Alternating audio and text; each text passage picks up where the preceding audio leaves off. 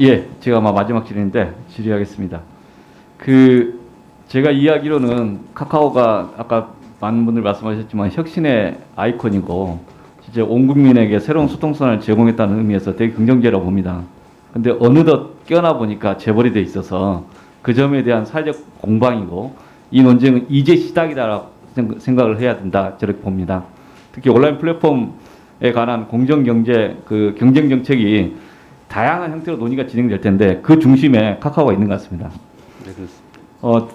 2019년도에 대기업 집단 상호 출자제한 기업 집단에 지정된 사실 아시고 계시죠? 네, 알고 있습니다. 그러면 그 집단에 지정되면 이 공정거래법적인 다양한 규제가 들어간다는 거 다 알고 계시죠? 네, 알고 있습니다. 그러면은 그룹 차원에서든 또는 주된 기업 차원에서 컴플라이언스 시스템, 준법 감시 시스템을 만들어서 작동하고 있는가요? 네, 그렇습니다. 예. 그러면 그 공정거래법상의 각종 공시 의무 이것도 다 알고 있겠네요? 네, 예. 공시 의무는 알고 있습니다. 예. 그러면 그 큐브홀딩스 같은 경우에 이게 2020년 특히 올해 또 이 공시 의무가 문제가 됐지 않습니까? 그 점에 대해서는 뭐 따로 변명하실 건 없겠네요. 공시가 안 이루어진 것에 대해서는. 큐브홀딩스 여기 화면을 좀 보여주십시오. 예. 예.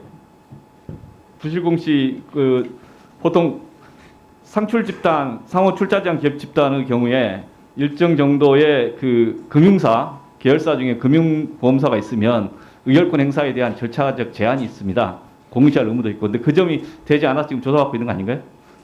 예, 그건 죄송합니다만 공정위 조사 중이라 구체적인 답변을 드리긴 좀 어려울 것 같습니다. 예.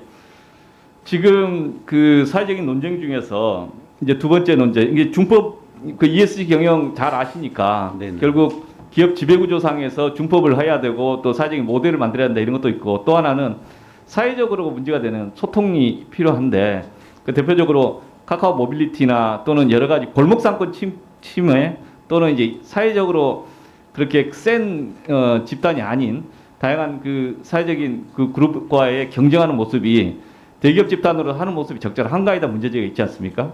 그래서 사회적 책임을 다하겠다고 이야기했는데 그중에 구체적으로 아까 택시 관련해서 이런 논쟁들이 나오는데 어떻습니까? 이게 어떤 순차적으로 대응을 하실 계획이십니까? 일단 모빌리티는 여러 가지도 사회적 문제를 일으켜서 정말 죄송하고 송구스럽다는 말씀을 드리고요. 근데 모빌리티는 카카오 택시는 플랫폼 생태계를 지금 만들어가는 과정이라고 생각을 합니다.